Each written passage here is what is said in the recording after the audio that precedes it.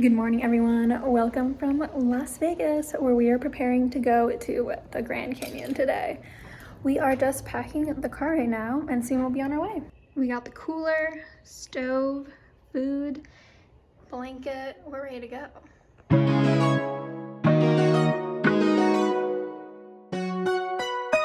I am with my friend Alexa, and we are on our way to the Grand Canyon. We just got fueled up with some Taco Bell. We are an hour out.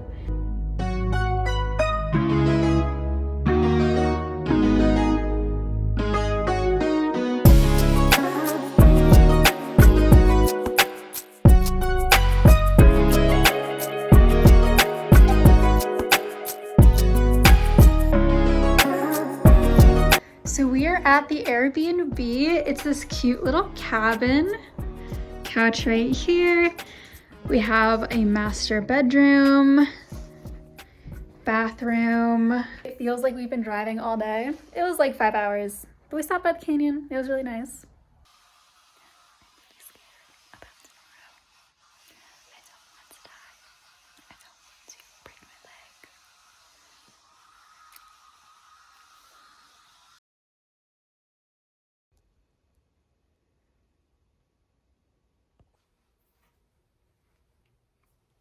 It is 4:32 a.m. and we have just gotten up to head to the trailhead. We're about an hour drive away.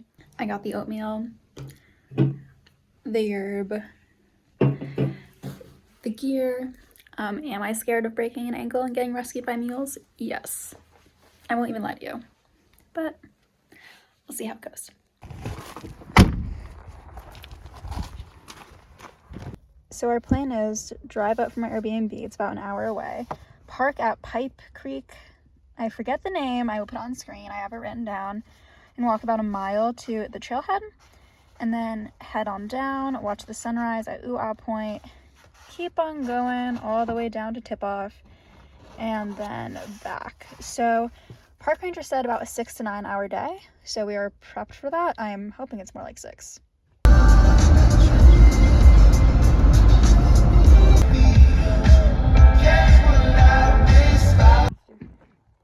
Wow. We have embarked. We are walking to South Kaibab Trailhead right now. We parked at the Vista Point and is like a mile in. So we're just enjoying it, watching the sun come up. It is freaking cold, but it won't be in a little bit. So that's what I keep telling myself. We are on our way. And yeah, it is gorgeous and freaking steep.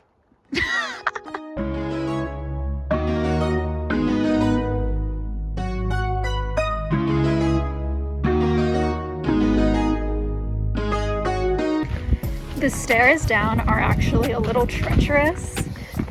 Got this hat on, looking like a grandma.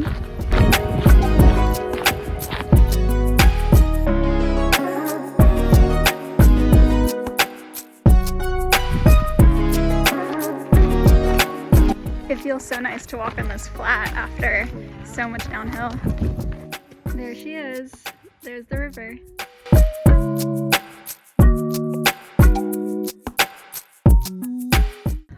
We are a little over a mile away from Tip-Off, which is our final destination. And we've been going at it for a little over an hour and a half. My legs are a little tired, but it's only the start of the road. Wow, we are in proper desert now. It's crazy.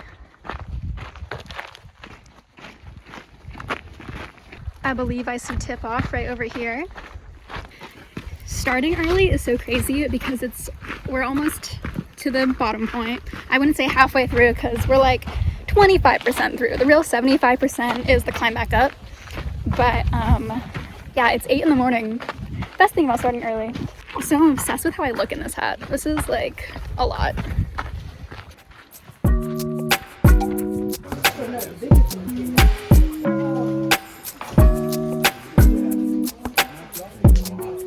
We have begun our return up. This is no joke, it is steep. We came from all the way down there and we got to go all the way up here. It's like climbing a mountain in reverse. That is very true. But we have 1,000 feet of elevation gain so far, so that's 1/3 of the way down. We're about 1,500 feet back up, halfway back up. You can see how the nature has changed. I won't lie, I was feeling not so good earlier, but drank my liquid IV, ate some pretzels. We had a flat for a minute there. You will not have to be rescued by mules, not today.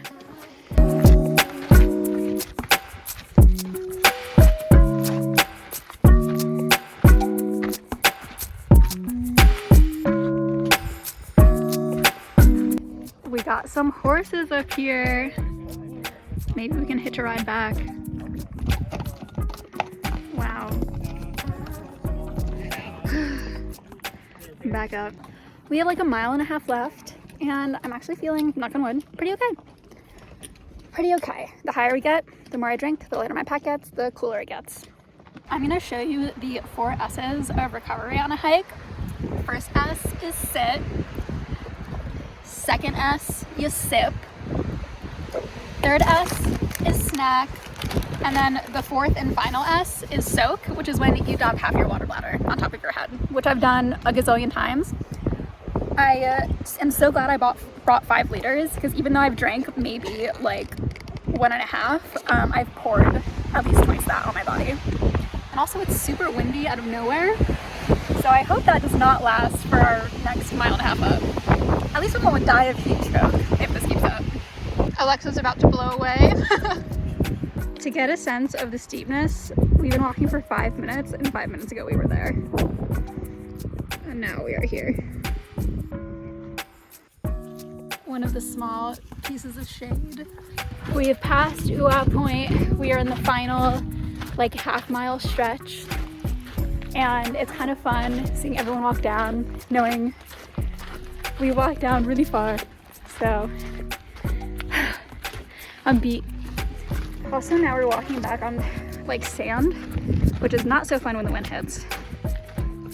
6 hours ago, we came up there. Now we gotta go back up there.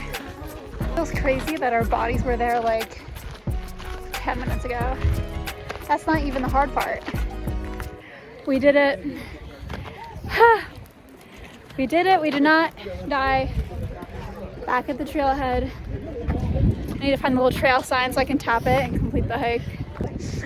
Bye. Now we have to walk 1 mile back to the car. Hilariously enough, now is when my feet are starting to hurt. We are back in the car. Freedom pedals are out. We are ready to eat some snacks. We survived. We lived.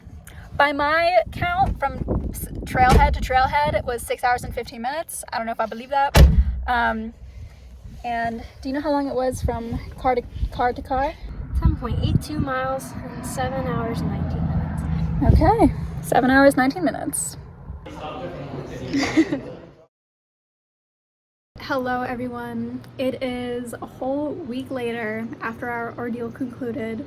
I'm coming at you live from my balcony back on the East Coast, and I thought I'd tell you a little bit about like the highlights, the lowlights, and maybe what I would do differently for anyone who might be interested in doing a Grand Canyon rim to almost river, not quite there, but hiking generally deeper into the canyon.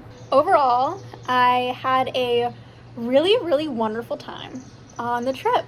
I really had no expectations except like, let's see some cool canyon stuff, and it was very cool. I would say my highlight was getting to the canyon right at 5:45 in the morning when the whole canyon was so nice and quiet and purple and very peaceful. It was really lovely to not be around a lot of touristy crowds, which was something we experienced definitely coming back up. So the early start was so peaceful and definitely a highlight. And crossing into Uwa Point on our way down and just seeing the sun burst across the canyon, the first rays of light that touched our faces for the day, was really lovely. And another highlight was on our way back up, the second we crested South Kaibab trailhead, and we looked around, everyone was there with their kids, waiting for the shuttle, and we had just spent like 6 hours walking inside the canyon. It was an incredibly cool feeling of accomplishment, especially looking back down and being like, oh my gosh, we went that far. That was crazy. It's like hard to imagine how much our bodies work to get there, which is really cool.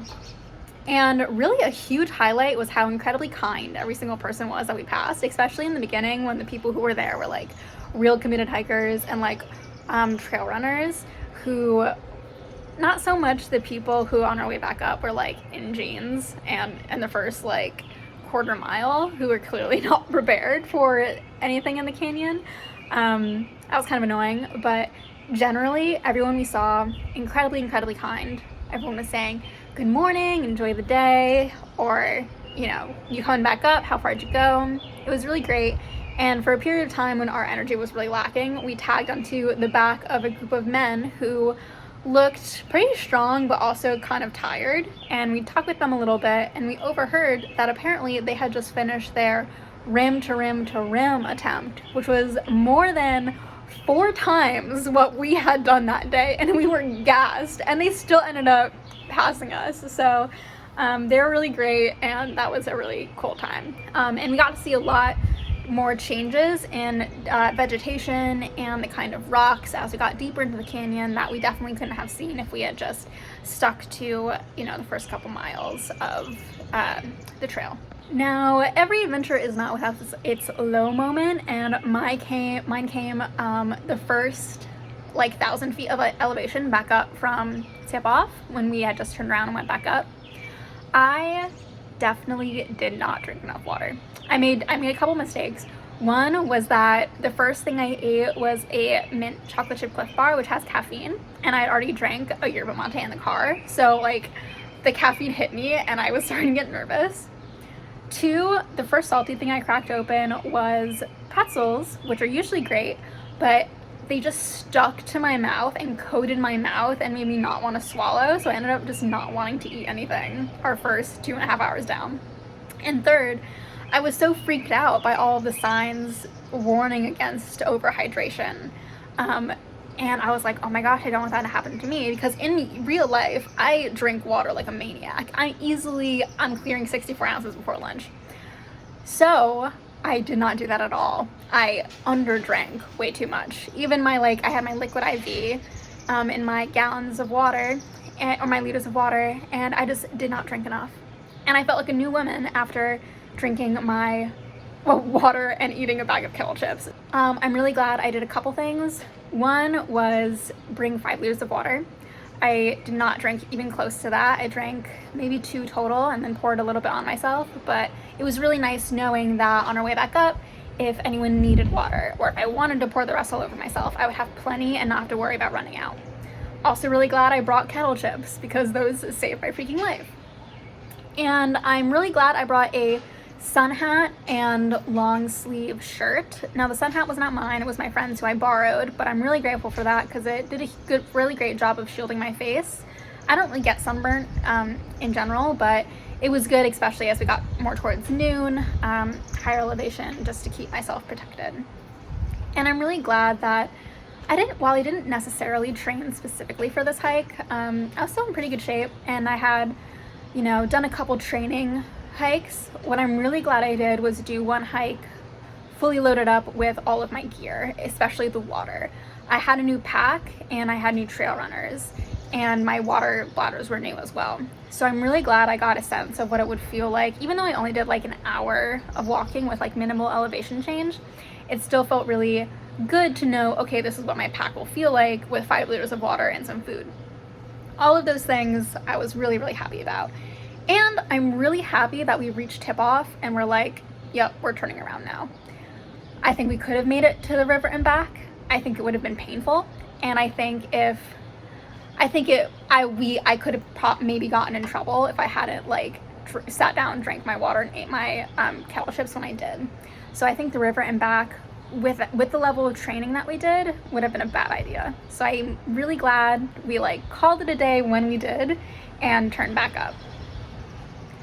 What I would do differently in the future, I think, first of all, knowing what food is good for me, starting off with those kettle chips, bringing more of those kettle chips and less pretzels, and just I brought a lot of Cliff Bars, and I did not love that. And we were out there for 7 hours, so we needed some food, and I just don't think I ate enough because I was just kind of over my food. So I definitely would have rethought what I brought for food.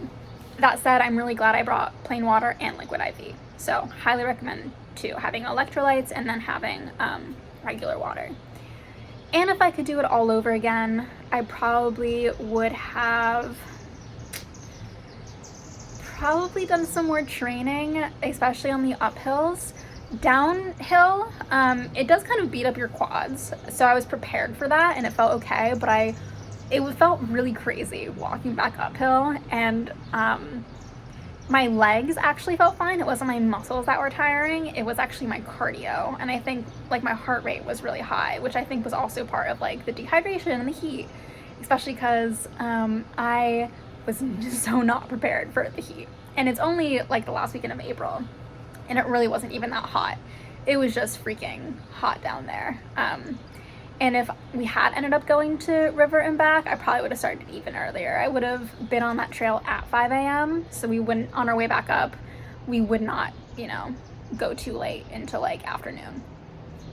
But overall, it was a really good time, and I'm really excited. I still want to see Phantom Ranch once in the future, so that is still on the bucket list. But I can say I hiked inside the Grand Canyon for the first time, and that was a really cool experience, and I highly recommend you all to do it.